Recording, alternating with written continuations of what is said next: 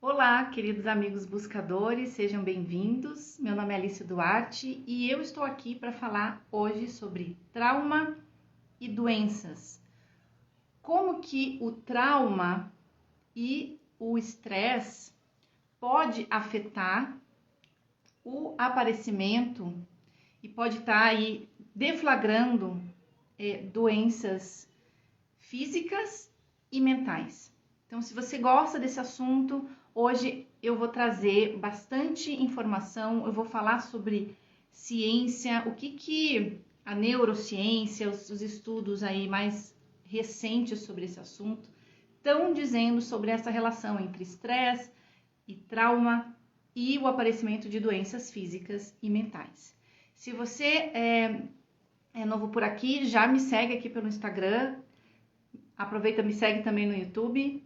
E se você já é meu seguidor, acompanha aqui as minhas lives semanais, clica nesse aviãozinho, compartilha essa live para que o pessoal possa chegar e a gente possa interagir, porque esse bate-papo fica muito mais legal, certo?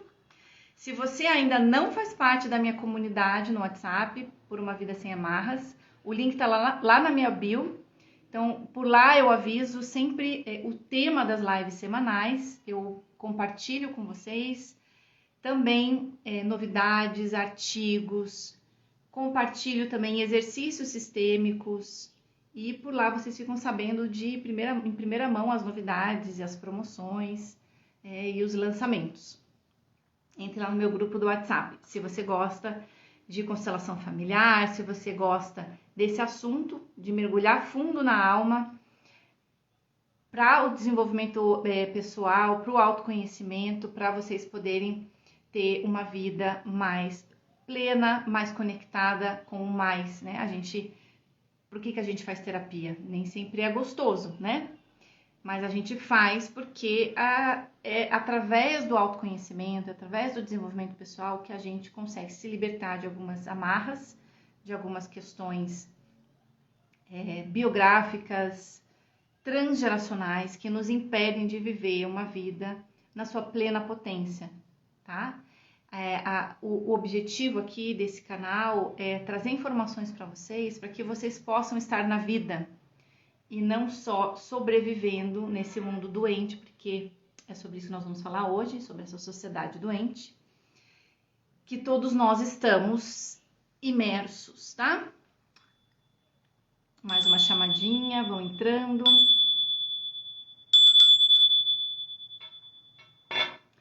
Convidem as pessoas. Eu preparei aqui para vocês, gente, alguns estudos, alguns resultados de estudos científicos para a gente ter essa conversa. Muita gente não sabe o impacto que o trauma, que as feridas emocionais têm no surgimento das doenças, então esse é um conhecimento assim, de ponta.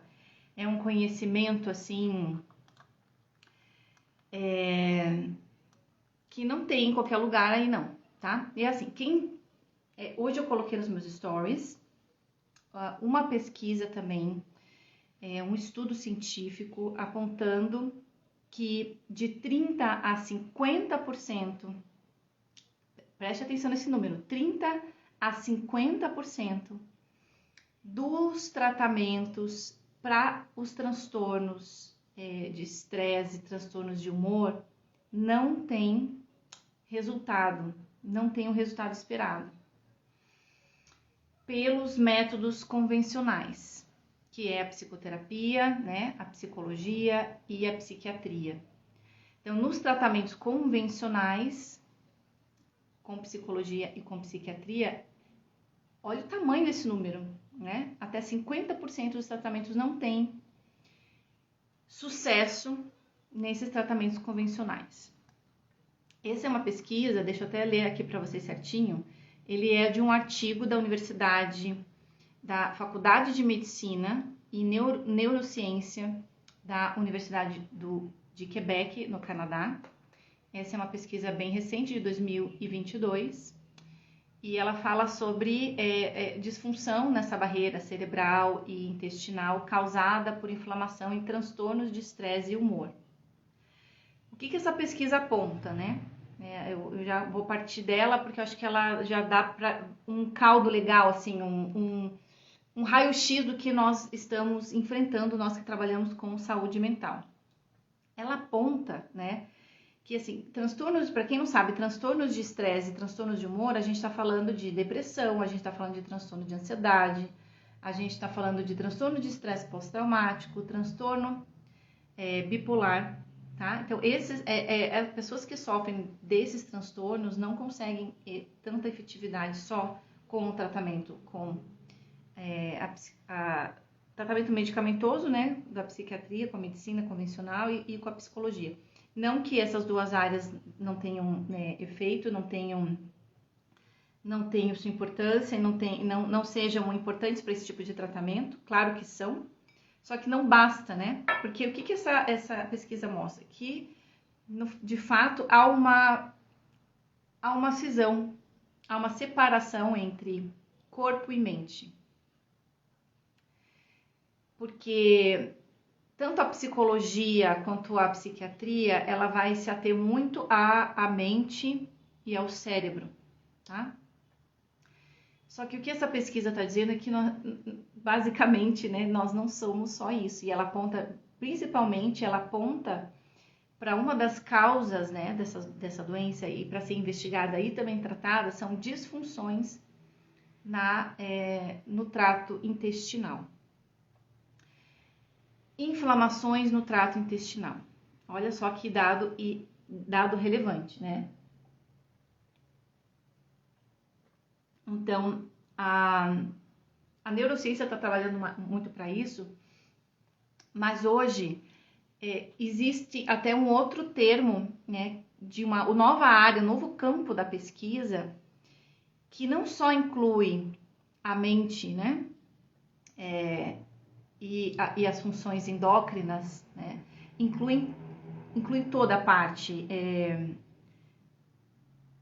não só da neurociência, isso que eu tô querendo dizer, né? A neurociência não restringe mais a neurociência, porque eles estão entendendo que a parte hormonal, a parte endócrina, também é importante e necessária para ser colocada no tratamento, tá? Então, eu trouxe esse estudo não para desestimular vocês, muito pelo contrário, mas para vocês entenderem que a abordagem, quando a gente fala de saúde mental, a nossa abordagem precisa ser sistêmica, tá?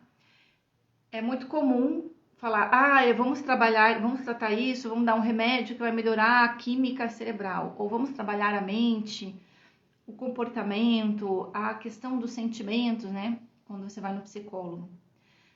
Mas a construção de uma doença, isso cada vez mais as últimas pesquisas estão apontando para isso, cada vez mais as doenças se mostram como processos, como uma construção com múltiplas causas, tá? Então, ela é multifatorial.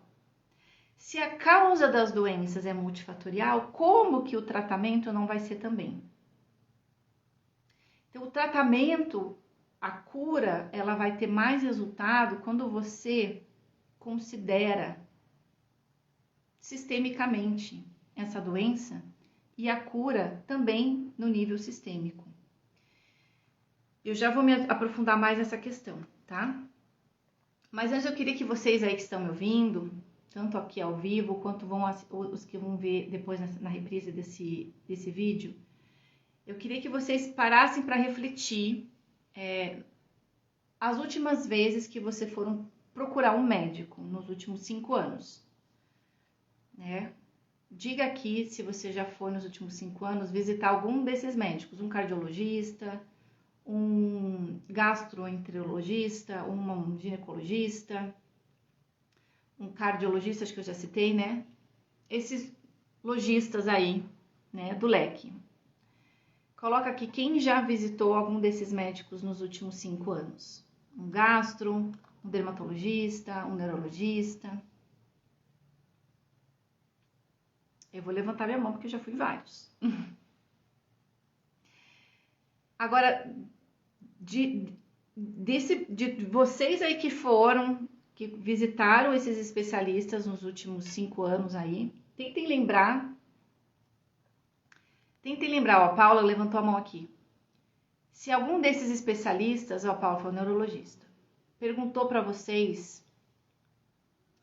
sobre seus estresses, sobre seus traumas de infância, sobre como é a relação com seus pais, como que é a relação com o cônjuge, a cônjuge, como é que é a qualidade dos seus relacionamentos.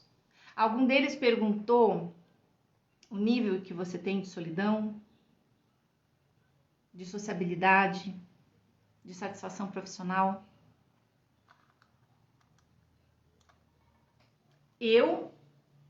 Todas as vezes que eu fui em médico, nunca ninguém perguntou sobre isso. A Paula não perguntou.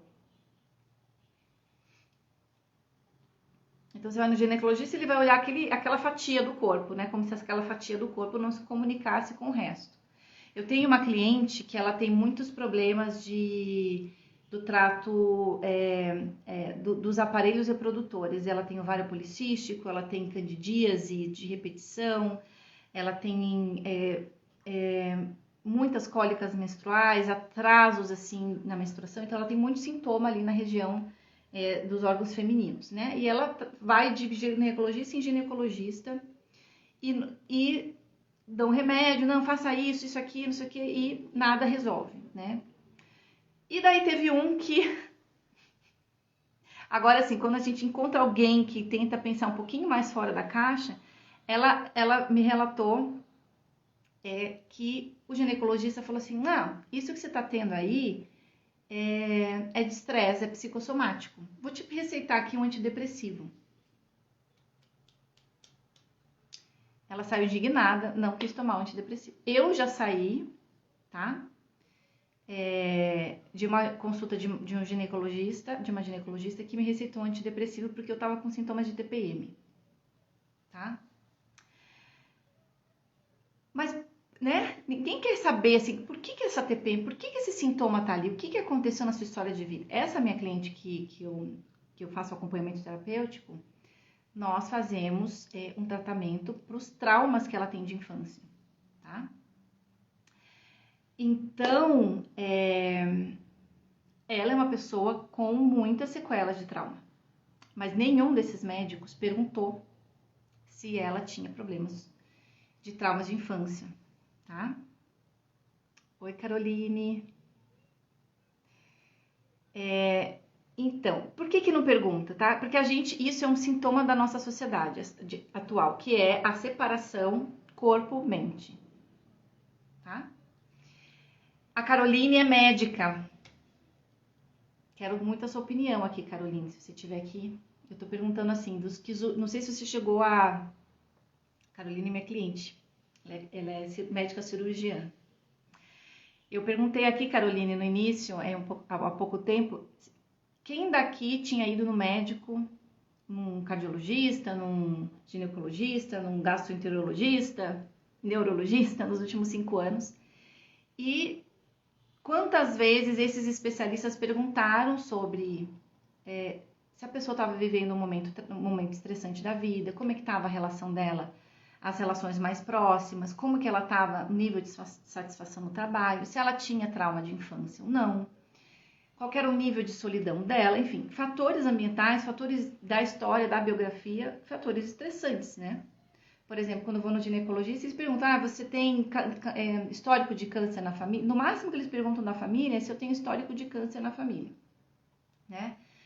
Mas não procuram investigar esses outros aspectos que têm um fato super relevante na construção das doenças, né? Então, tudo isso descortina esse grande problema que nós vivemos, que é a separação do corpo e da mente. A construção da doença, né, como diz o Dr. Gabor Maté nesse livro maravilhoso, que eu vou trazer aqui para vocês alguns insights que eu tô lendo. Vou mostrar aqui a capinha dele para você. O livro é o último livro do Dr. Gabor Maté. Gabor Maté, para quem não conhece, é um médico canadense, mas ele tem um trabalho muito forte também nos Estados Unidos. Ele é um dos principais divulgadores e propagadores do conhecimento sobre trauma. Ele também desenvolveu ele é médico de carreira, muitos anos, né, trabalhando com cuidados paliativos de pacientes oncológicos. E ele foi se aprofundando, né, na questão também das adições, principalmente álcool e droga, né, dos pacientes. Ele começou a perceber a relação, né, do adoecimento psíquico como causa do adoecimento físico e o trauma como fator determinante para o desenvolvimento de ambos.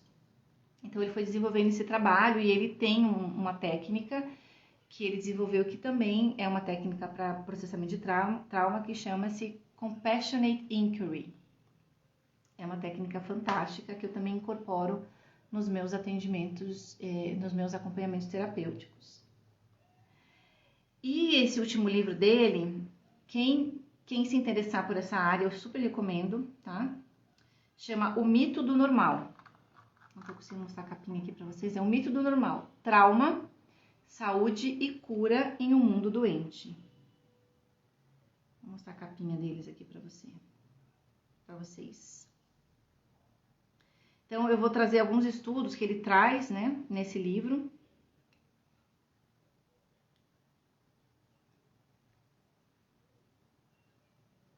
Esse é o livro. O Mito do Normal. O trauma, saúde e cura em um mundo doente. Então, ele vem com esse raciocínio, né, de que nós não podemos separar o corpo da mente. Então, a gente tem que pensar nesses múltiplos fatores que desencadeiam a doença. Então, quando a gente pensa, né, que a doença tem uma causa multifatorial e às vezes remonta, né, a gente sabe que vem de outras gerações também, não só pelo DNA, mas também pela transmissão epigenética, pela transmissão sistêmica, né, as lealdades sistêmicas. Então, a gente precisa incluir aí, né, quando falamos de cura, a gente precisa ter esse olhar sistêmico. Olhar para o sistema familiar daquele indivíduo, olhar para o sistema biológico daquele indivíduo e também para o sistema ambiental. Porque o ambiente, ele tem um fator decisivo na construção das doenças. A gente pensar que a gente vive numa cultura que é cada vez mais individualista, que hoje as pessoas não têm mais aquele senso de solidariedade, de comunidade, as pessoas são cada vez mais isoladas, né? Se a gente pensa numa cultura que é predominantemente patriarcal e machista, muitas vezes misógina e racista, então tem os fatores sociais todos que pressionam a saúde mental, principalmente de alguns de recortes dessa população, né? Quando a gente está falando aí de população negra, população indígena, a população LGBT, então tudo isso sofre pressão do ambiente, sofre pressão da cultura,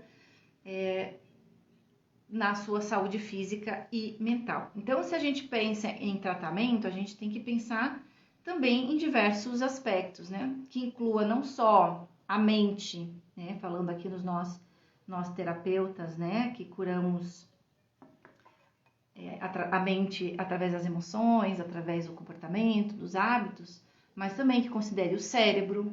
Aí vem, né, os psiquiatras falando da química cerebral, né, todo o conhecimento da neurobiologia, que inclui também o sistema nervoso, que inclui o sistema imunológico, o nosso aparato hormonal, mas também, como eu falei, os nossos vínculos, qual que é a qualidade dos nossos vínculos, como é que é a nossa história pessoal, qual que é o ambiente, a cultura que a gente está inserido, e também incluir, de preferência também, o aspecto espiritual, que nem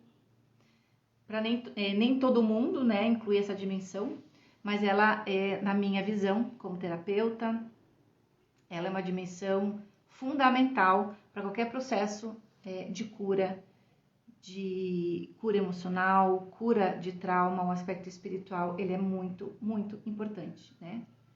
Foi muito importante no meu processo de cura e de muitas pessoas que eu conheço também. Então, esse processo, essa abordagem, esse olhar de cura, ele tem que ser visto, essa informação, gente, tem que chegar para todo mundo. Infelizmente, eu demorei muito tempo para acessar essas informações. Quando tive lá nos meus 19 anos, síndrome do pânico, eu gostaria muito de ter tido acesso a esse conhecimento que eu estou passando para vocês hoje, né? Porque naquela época, vai no tratamento convencional, vai no psiquiatra, toma um remedinho, vai no psicólogo, faça a tua terapia, né? Eu fui nesse caminho, não tive muito resultado e eu fui para as terapias holísticas, eu fui trabalhar outras questões. Então, assim, a gente precisa incluir o corpo no processo, tá? O corpo no processamento de trauma, ele é fundamental. Não adianta a gente fazer um trabalho de cura do trauma que envolve só a dimensão mental, psíquico, tá? Precisa incluir o corpo no processo. Então, quando a gente fala de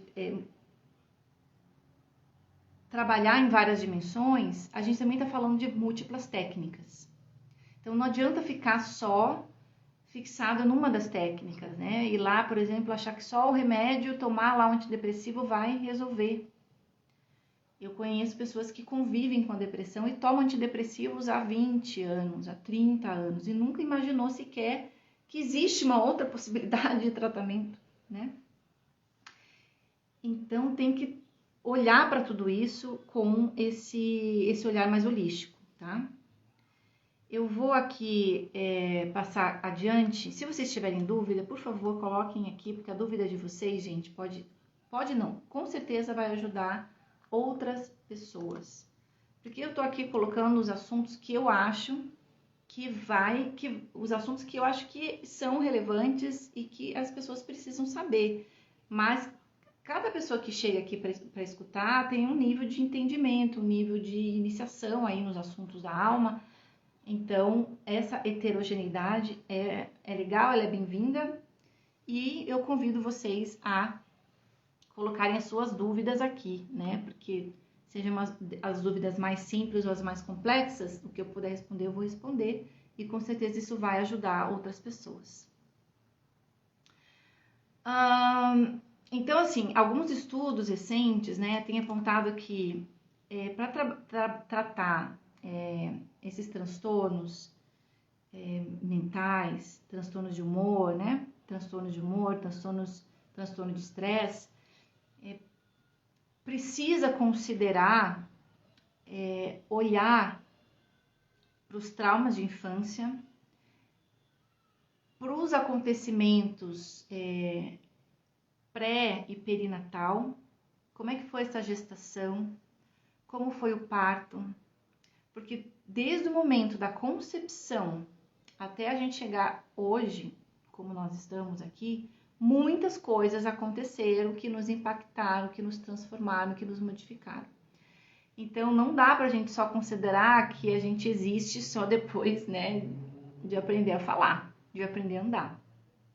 Então, muitas das coisas que hoje impactam na maneira de a gente ser, pensar, sentir, agir no mundo, tem a ver com eventos difíceis que aconteceram ainda na gestação, ou no parto, ou na primeira infância. Então, já sabe-se, né, que o desamparo aprendido da infância, ele traz muitas sequelas e aumenta as probabilidades de doença. Tudo bem até aqui?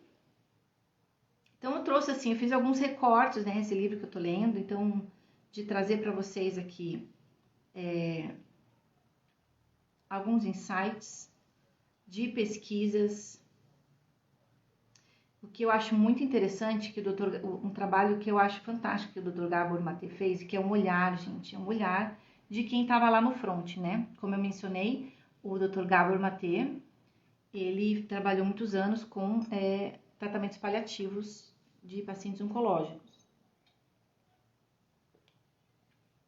E é muito interessante que médicos, enfermeiros que atendem esses pacientes com essas doenças crônicas, né? Eles conseguem perceber alguns padrões. E aí que surgem algumas pesquisas bem interessantes. Por exemplo, eles começam a observar que pacientes de câncer, câncer de mama, têm, em geral, alguns tipos de comportamento parecidos. Então, eles começam a observar, de tanto ver no hospital, né, paciente entrando, saindo, entrando e falecendo, eles começam a ver padrões. Então, o doutor, e isso vira insight, depois, assim, às vezes é só uma observação empírica, fenomenológica, que depois, mais tarde, vira uma observação e vira um estudo científico. Então, vão lá, os cientistas vão pesquisar e acabam comprovando, às vezes, aquilo que é observado empiricamente, observado de forma fenomenológica pela equipe que trabalha com esses pacientes. A Caroline falando aqui, acredito que medicação bem conduzidas ajudam bastante, principalmente quando sintomas agudos como insônia e ansiedade, ajudam a melhorar uma parte, mas não toda. Acredito que autoconhecimento, sim. Então, como eu disse no início, são necessários esses tratamentos todos, ajudam sim, mas por si só não são o suficiente, às vezes, para ir na causa, né? Às vezes eles vão lá e atenuam um sintoma que ajuda muito o paciente nessas fases agudas, né? Onde a pessoa está tendo muito prejuízo de qualidade de vida, a pessoa não consegue dormir, né? Dormir é necessidade básica, como comer. Então, se esses pacientes não conseguem dormir, não conseguem levantar, ter força para levantar da cama para ir trabalhar e para tomar um banho, né? Tem que tomar medicação. Eu mesmo, na minha depressão, no meu episódio de depressão pós-parto, que eu já mencionei aqui em outras lives, né? Eu tive que recorrer em um determinado período à medicação. E me ajudou, né, até determinado ponto, né? Então foi necessário. Mas assim, as pessoas, hoje a minha grande crítica é que a indústria farmacêutica, ela não educa, não é função dela também, né? Mas a sociedade não educa para uma autonomia dessas pessoas. As pessoas, muito pelo contrário, né? Querem pessoas cada vez mais dependentes, né, de medicamentos das indústrias farmacêuticas, achando que ali tá... que não há muita solução, que é aquilo e acabou, né? Mas, na verdade, o buraco é muito mais embaixo. Terapia, psicologia, compreensão do social, da família, isso sim promove mudanças profundas, duradouras e efetivas. Então, assim, precisa, sabe? Acho que todo mundo que trabalha com ajuda, acho que assim, não só nós profissionais da saúde, mas eu acredito que esse é um conhecimento que deve ser para a sociedade inteira, porque assim as escolas precisam saber sobre isso, né? Sobre trauma, prevenção de trauma, os hospitais, todo mundo que trabalha com pessoas, né? Na verdade, porque isso a gente acaba respingando em todas as áreas. Então, eu marquei algumas páginas aqui para trazer para vocês de alguns estudos que eu achei interessante. Bom, eu estava falando do Dr. Gabor Mate, que ele começou a observar, olha só que legal que ele traz. Ele vendo muitos pacientes morrerem, né, porque ele fazia tratamentos paliativos, e ele foi vendo também padrões, só de observar. E ele tinha desde sempre um hábito, como ele também acho que lidava muito próximo, né, com a morte, ele tinha uma curiosidade, um hábito de abrir o jornal e ler os obituários, para saber o que a família costumava dizer dos mortos, dos seus familiares que partiram. E ele começou a observar que muito das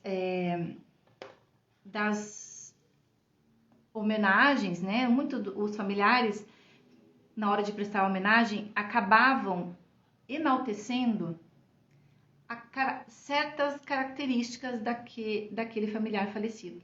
Principalmente a abnegação, o altruísmo. É uma pessoa que pensa mais nos outros do que em si mesma, uma pessoa muito bondosa, que basicamente que dizia sim para todo mundo e que não se priorizava. E ele começou a investigar mais sobre isso e ele começou a achar também outros estudos, né?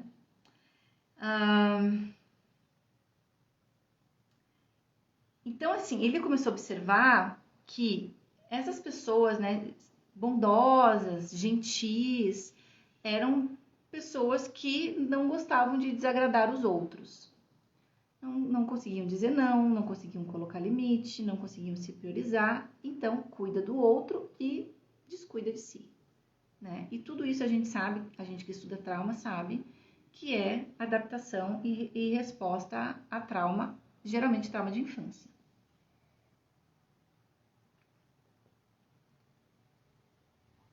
Então, essas pessoas muito boazinhas, para elas serem boazinhas, para elas não agradarem ninguém, elas tinham que muitas vezes suprimir as próprias emoções, os próprios desejos, né? E isso aqui é um estudo, já vou trazer aqui como que a gente começa a olhar para isso. No livro aqui, para quem está chegando agora, né? Eu tô falando do livro O Mito do Normal, o último livro do Dr. Gabor Mate, que fala sobre trauma, saúde e cura nesse mundo doente. E ele cita aqui um estudo alemão de 1982, apresentado no Simpósio Anual de Prevenção e Detecção do Câncer em Londres, constatou que determinados traços de personalidade têm uma forte associação com câncer de mama. 56 mulheres internadas no hospital para biópsia tiveram avaliadas características como supressão emocional, racionalização, comportamento altruísta, evitação de conflitos e autossuficiência superautônoma, que ele observou também em alguns pacientes que ele conversou, né? Então, eles aplicaram esse questionário com esses critérios para essas mulheres que foram internadas no hospital para fazer biópsia, né? Que estavam com suspeitas de câncer de mama. Então, com base nos resultados das entrevistas, tanto entrevistadores quanto classificadores cegos, que não tiveram contato, né, direto com essas mulheres, puderam prever o diagnóstico correto em até 94% de todas as pacientes de câncer. Só por causa dessas características aqui, né? Vou repetir as características. Então são pessoas que normalmente, né, tem supressão emocional, ou seja, eu reprimo as emoções, principalmente a raiva, a gente vê, câncer de mama. Racionalização, então a pessoa que fica racionalizando muito, ela não vive no corpo, ela não adentra no seu universo emocional. Comportamento altruísta. Aqui, assim, comportamento altruísta, ele é muito bem visto na sociedade, assim como uma pessoa ser workaholic. Uma pessoa ser viciada em álcool, ela é mal vista, mas uma pessoa ser viciada em trabalho, a sociedade aplaude esse tipo de compulsão. Assim como a sociedade aplaude mulheres, geralmente são mulheres, né, com esse comportamento altruísta. Porque elas pensam sempre nos outros. Eu vou cuidar do meu marido, eu vou cuidar da minha mãe que está doente, eu vou cuidar dos meus filhos, eu vou cuidar do cachorro. E ela não consegue cuidar de si própria. Então, a gente está falando aqui de uma codependência. Então, gente, a codependência, ela traz riscos sérios, né, para a saúde física e mental. E aqui fala evitação de conflitos, né? Essa autossuficiência super autônoma, eu faço tudo, eu não preciso, né? Eu não preciso de ninguém, eu não peço ajuda para ninguém. E que vem dessa sensação que eu falei anteriormente do desamparo aprendido, que é um trauma de infância, né, gente? Então, ele cita depois, né? Um estudo britânico anterior, realizado no Hospital do King's College, em Londres, também foi demonstrado que mulheres com nódulos cancerígenos nos seios apresentavam supressão extrema da raiva e de outras emoções, numa proporção significativamente mais elevada do que no grupo de controle formado por mulheres internas para a biópsia, ao mesmo tempo que as outras, mas que se havia constatado apresentarem tumores benignos nas mamas. Então, esse estudo, né, já mostra mais essa questão emocional, supressão das emoções.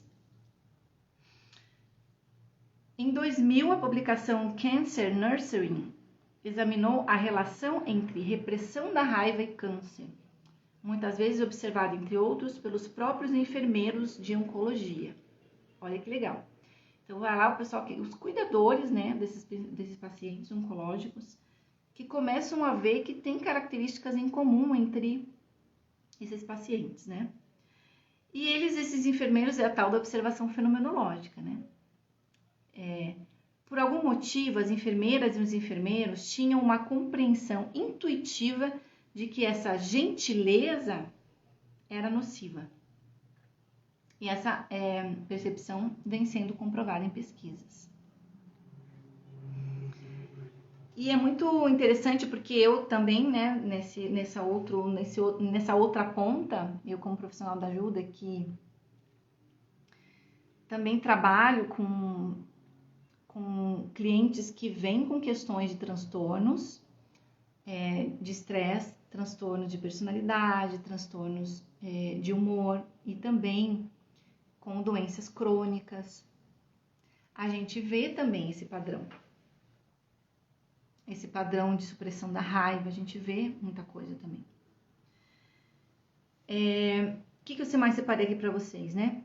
Tem um artigo recente num periódico de neurologia que diz: pacientes com esclerose lateral amiotrófica, conhecido como ELA, são em geral pessoas gentis. Como os médicos experientes em ELA veem as características de personalidade de seus pacientes. Num estudo com homens afetados pelo câncer de próstata, a supressão da raiva estava associada a uma diminuição da efetividade das células NK, que são a Natural Killer, que é uma defesa de primeira linha do sistema imunológico contra doenças e invasores estranhos. Essas células têm um papel chave na resistência a tumores. Então, né, associação, porque assim, o que eu achei interessante que ele trouxe aqui, porque nós, no nosso organismo, a gente tem nossas células, elas estão em diferentes estágios de vida. Tem umas que estão acabando de nascer, se reproduzindo, outras estão já na meia-vida, outras já estão morrendo, né? E o nosso organismo, ele está preparado para fazer essa limpeza, essa renovação e essa multiplicação de forma inteligente, ordenada, orquestrada. Inclusive detectando e corrigindo as anomalias que sempre acontecem. Eles fizeram biópsias em pessoas saudáveis e que não tinham, que não eram pacientes oncológicos, mas havia, por exemplo, células cancerígenas nessas pessoas. Então, nem sempre a gente ter células cancerígenas vai determinar que a gente tenha câncer. E o que faz com que as coisas saiam do controle, né? Do nosso sistema imune. A gente está falando do nosso sistema imunológico. O que faz esse organismo realmente perder o controle de si próprio? Ou nas doenças autoimunes, né, a combater a si próprio? O que faz esse desequilíbrio? Então, níveis de estresse, a gente sabe que níveis de estresse afetam o DNA. Os traumas, eles são transmitidos de geração para geração. Padrões de comportamento, fobias. Então, é muito complexo quando a gente fala também de observar. Por que o meu sistema imunológico, de repente, está... Ou eu estou com um processo inflamatório muito intenso, ou eu estou com um sistema imune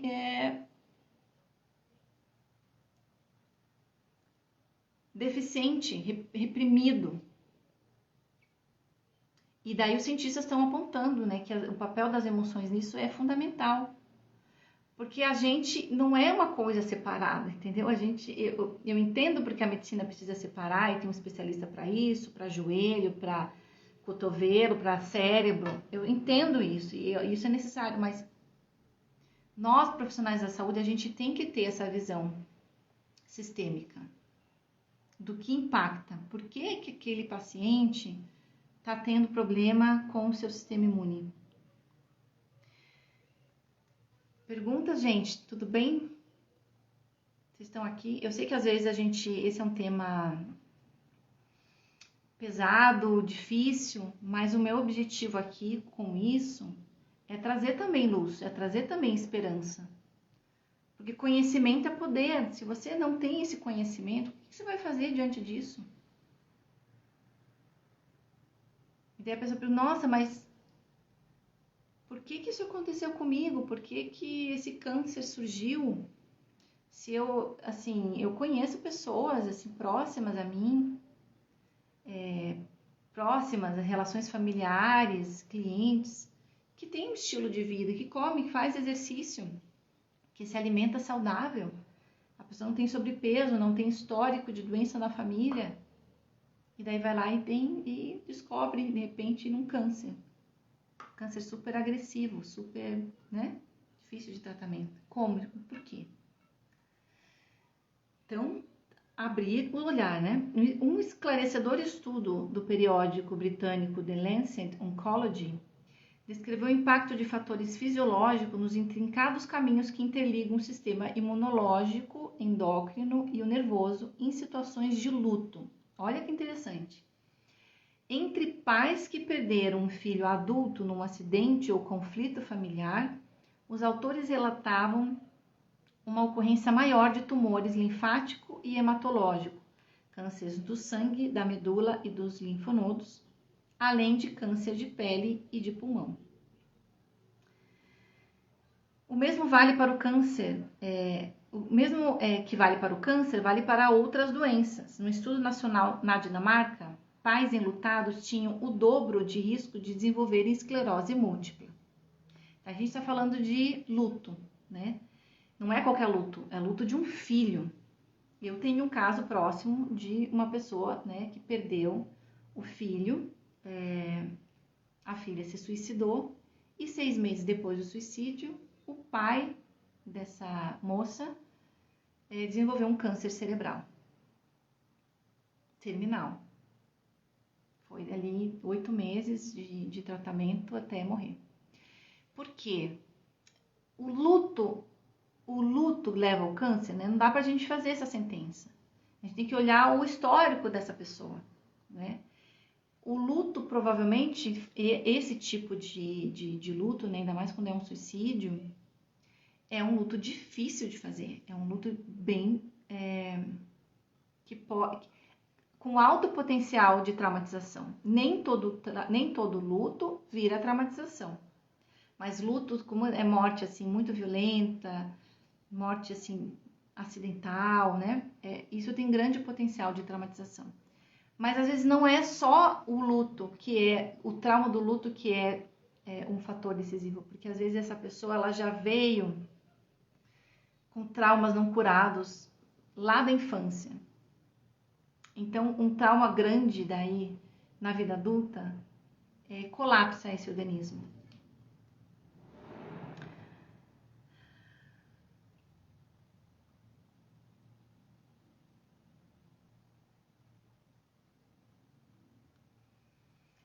Aqui, outro estudo de 2019, no periódico Cancer Research, constatou que mulheres com transtorno de estresse pós-traumático grave têm 2 vezes mais risco de desenvolver câncer de ovário em comparação a mulheres que não foram expostas ao trauma. O Daily Gazette, publicado pela Universidade Harvard, onde o estudo foi feito, noticiou: os achados indicam que ter níveis mais elevados de sintomas de TEPT, que é o transtorno de estresse pós-traumático, como assustar-se facilmente com barulhos comuns ou evitar coisas que possam lembrar a experiência traumática, podem estar associados a riscos aumentados de câncer de ovário, mesmo décadas depois de as mulheres passarem por um acontecimento traumático. Então, quando o trauma ele não é processado, ele fica na psique, ele fica nas vísceras, ele fica nos músculos, ele fica no sistema nervoso. E às vezes tem um gatilho, né? Às vezes a pessoa passa por uma fase difícil, um estresse, termina o casamento, ou está passando por algum momento de estresse adicional. E aquele sistema nervoso que já está sobrecarregado por um trauma não curado, não processado, não dá conta. Então, quanto mais severos os sintomas de trauma, mais agressivo se revela o câncer. Esse estudo de Harvard forneceu outros indícios impressionantes de que os estresses emocionais são inseparáveis dos estados físicos do corpo, tanto na doença quanto na saúde. O impacto do estresse também foi estudado entre ratas de laboratório que tiveram células de câncer de ovário injetadas em sua cavidade abdominal. Aquelas submetidas a estresse emocionais, como serem fisicamente confinadas ou isoladas, tinham uma incidência muito maior de crescimento e disseminação de tumores do que aquelas abrigadas em condições de sociabilidade e que não foram confinadas. Então, o confinamento, né? O estresse, porque o confinamento, a gente está falando de novo, né? Eu falei isso na live passada, na semana passada, onde eu falei sobre como se despedir dos mortos. A gente está falando ainda de consequências do grande trauma coletivo que foi a pandemia. A gente não se recuperou ainda da pandemia, né? Quem daqui, levanta a mão aqui, quem daqui sente que as suas relações mudaram após a pandemia? Que eram muitas relações, hoje são menos, ou antes tinha relações mais próximas, mas hoje são mais distantes. Aquele isolamento que a gente viveu durante os anos de pandemia, para muita gente não acabou. Sem falar dos enlutados, sem falar das pessoas que perderam, né? Pessoas familiares, pessoas próximas. Quem daqui sentiu que, claro que isso também teve, a tecnologia tem um impacto aí nisso também, né? Mas quem aqui sentiu que as suas relações ficaram mais frágeis, mais distantes, que o isolamento de vocês aumentou? Compartilha aqui.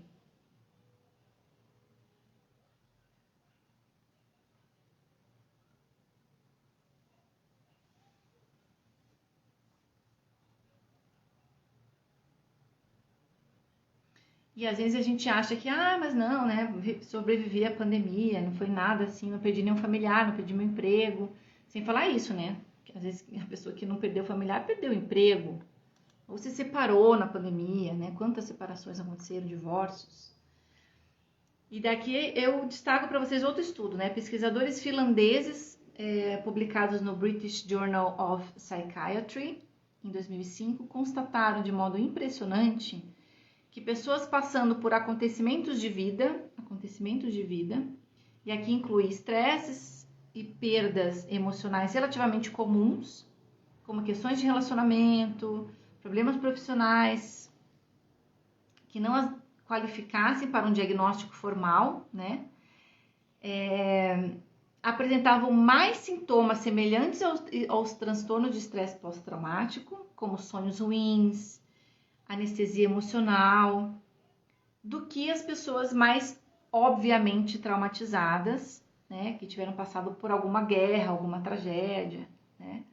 Então a gente está falando, por exemplo, de uma pandemia onde se você teve a sorte de não ter perdido nenhum parente, ninguém próximo na pandemia, se você teve a sorte de não perder emprego, mesmo assim eu tenho certeza que vocês tiveram grandes pesadelos na pandemia.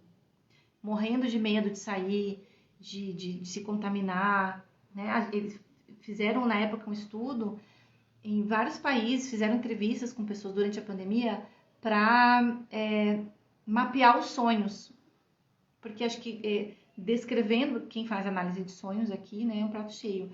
Então foram entrevistando várias pessoas ao longo da pandemia para perguntar o que as pessoas estavam sonhando e a partir daí fazer uma análise dessa psicosfera coletiva.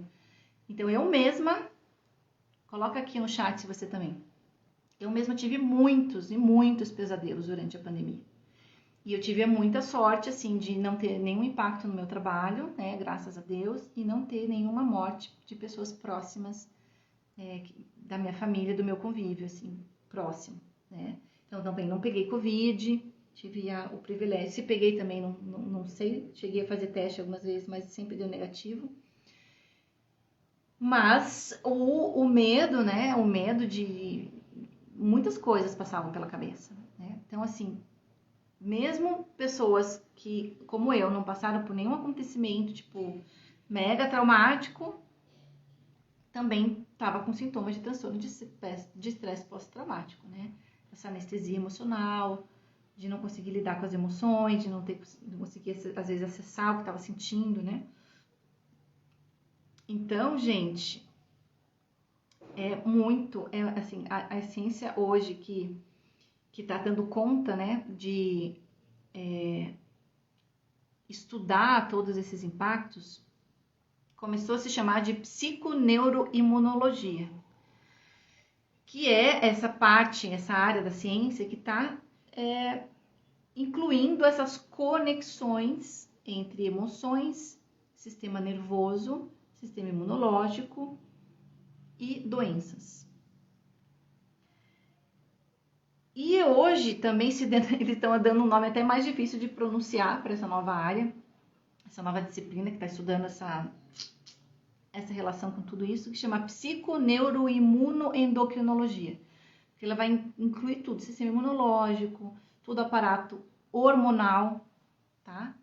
Então, se você tem alguma doença psíquica, se você teve uma crise de ansiedade, depressão aí nesses últimos anos, né? Tem que olhar, né? Tem que investigar, tem que olhar para os traumas de infância. Por exemplo, eu tive síndrome do pânico quando eu tinha 19 anos, eu estava entrando na faculdade. E naquele momento não tinha acontecido assim, nenhum, né? Meus pais tinham se separado recentemente, mas não tinha acontecido assim nada muito estressante, a não ser o estresse de você entrar na faculdade, mudar de cidade, aquela coisa aparentemente normal. Mas a questão é que, né, tinha todo um background, né, de coisas não processadas, de traumas não processados na infância que foram ali eclodir justamente naquele momento. Então, tem que olhar fundo. Eu, assim, o que muito me ajudou nessa minha recuperação foi o yoga. O yoga, ele tem, né, ele trabalha com o corpo de uma maneira muito integrada. Né, o Eric tá aqui, né, o Eric Flor, um terapeuta da Rede Personare. Ele também sabe, né, o trabalho dele é muito disso, de integrar várias técnicas, né, de trabalhar com o corpo, de incluir o corpo no processo. Tem que abrir a mente e ver como que essa energia está sendo trabalhada nesse corpo. Por que essa energia vital ela não está fluindo bem? E o yoga para isso foi fantástico, porque no yoga, né, além de um controle mais da mente, de um gerenciamento melhor das emoções, a respiração, você colocar, manipular a sua bioenergia, desbloquear o corpo, né, os teus fluidos, as suas carnes, esse abrir, expandir, contrair, né? Promovendo essa limpeza, a gente fazia. Eu lembro de uma técnica, eu estava falando hoje, esses dias para minha irmã. Uma vez eu fiz um retiro no yoga, que eu não lembro como é que era o nome que a gente chamava dessa técnica de purificação. Se alguém aqui souber, me avisa. Mas era uma purificação das mucosas internas, mas era assim... Quem aqui já fez exame quem aqui já fez... já foi no gastroenterologista e pediu um exame, né? Como é que é o nome daquele exame que faz no intestino? Agora, enfim. Esses tempos a minha irmã fez, ela estava me contando como é que foi, que ela precisou fazer esse exame. E lá você lava tudo, né? Você tira tudo do intestino, você faz uma dieta, você não come nada, depois você vai restringindo a alimentação, depois você fica em jejum, depois você toma lá um laxante, põe lá um supositório e vai, toma um monte de água, um monte de chá e vai no banheiro até lavar tudo, né? Pra poder colocar é uma endoscopia? Não sei, endoscopia acho que é no estômago, né? Agora eu perdi o termo. Mas daí eu fiquei lembrando do dia que eu fiz isso com uma técnica de yoga, que é uma maneira natural de fazer essa limpeza. Claro que a gente não vai botar um exame, não vai fazer exame lá. Mas de promover essa limpeza de forma natural, com uma dieta, com jejum, com lavagem intestinal. Colonoscopia, obrigada. Isso, colonoscopia.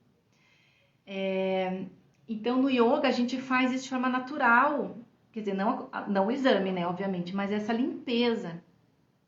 Porque olha só, a sabedoria milenar, o yoga tem 5.000 anos de história. Já sabia a importância do intestino. A gente tem técnicas no yoga, uma delas é o Nauli Kriya, que é aquela movimentação, né, do reto abdominal, que você faz uma contração e uma massagem nas vísceras. Então, com o jejum, com a alimentação adequada, então a gente passava assim um fim de semana, né, internado lá praticamente para fazer essa vivência, e tomava muito chá de camomila e fazia vários asanas para abrir piloro, para abrir, né, as estruturas, né, lá do intestino. Tomava muita água, fazia invertida, fazia esse Nauli Kriya, que é essas contrações, essa massagem, e para poder evacuar e lavar o intestino.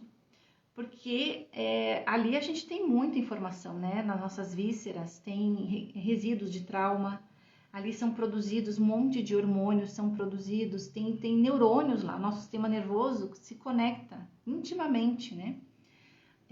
A teoria polivagal ensina sobre isso, a conexão que a gente tem, né? O nervo vago, ele percorre, ele sai aqui de trás dos olhos, ele vai até as vísceras. Então, nossos traumas, os impactos, né, emocionais, as cargas de hormônio, de estresse, ficam armazenados ali. E isso precisa ser limpado, né?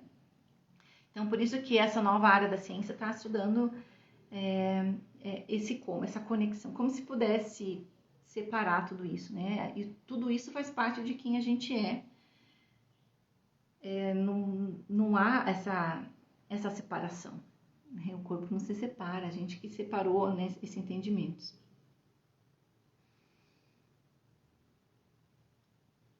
Outra conexão aqui, né, que eu separei para vocês. Outro exemplo fascinante é o vínculo comprovado entre o centro do medo no cérebro, que é a amígdala, e as doenças cardiovasculares. Quanto mais estresse uma pessoa percebe ou vivencia, mais alta a atividade basal da amígdala e maior o risco de problemas no coração.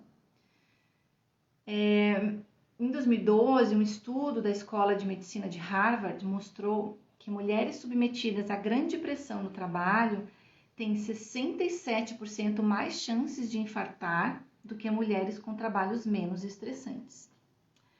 No mesmo ano, um estudo canadense da Universidade de Toronto constatou que homens que sofreram abuso sexual na infância tinham uma taxa de infarto 3 vezes maior.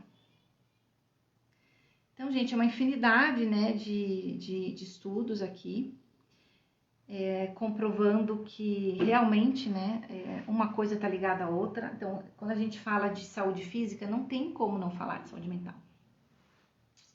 E quando a gente fala de saúde mental, não tem como não falar de saúde física. Vocês percebem?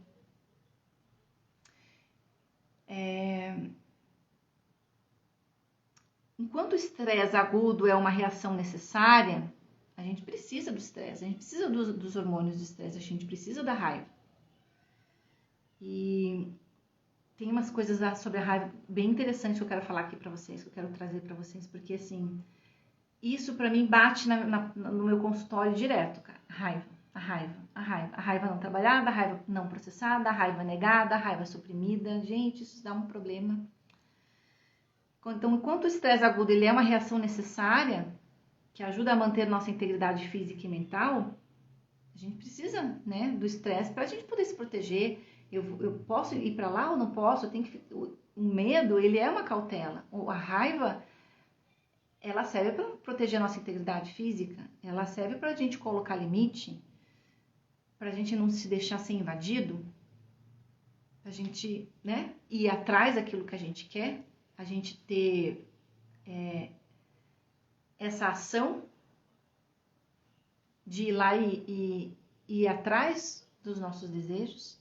Agora, o problema é que é o estresse crônico, né? Então, assim, o estresse crônico continua de forma contínua e sem trégua, elimina tanto a nossa integridade física quanto a nossa integridade mental. Agora ele vai entrar aqui na raiva crônica. Eu tô trazendo isso, gente, porque, olha, o que eu tenho de caso também, olha, de consultório, vocês não têm noção. Raiva crônica, por sua vez, inunda o sistema com hormônios do estresse bem depois de transcorrido o tempo regulamentar. Porque uma coisa é a raiva adaptada ao momento presente, né? Alguém foi lá, te deu um cutucão, te empurrou e você fica com raiva, você pega e põe o seu limite, você empurra a pessoa ou você se defende se vier te atacar. Mas quando essa raiva, né, ela está desadaptada do momento presente, então é uma raiva do passado, é uma raiva que está ali armazenada no corpo, que você vem e surta do nada, porque a tua panelinha de pressão já está aqui, então qualquer coisinha você vai lá e transborda. Então o que é? Eu sempre falo, né? Esse algo que fez você transbordar é o gatilho. O gatilho do quê? De um material explosivo dentro de você.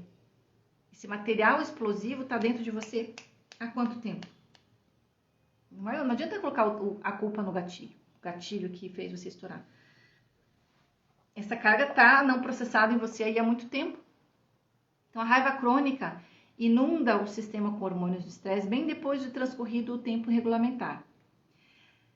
A longo prazo, esse excedente hormonal, independentemente do que o tenha instigado, pode, daí ele vai listando, causar ansiedade ou depressão.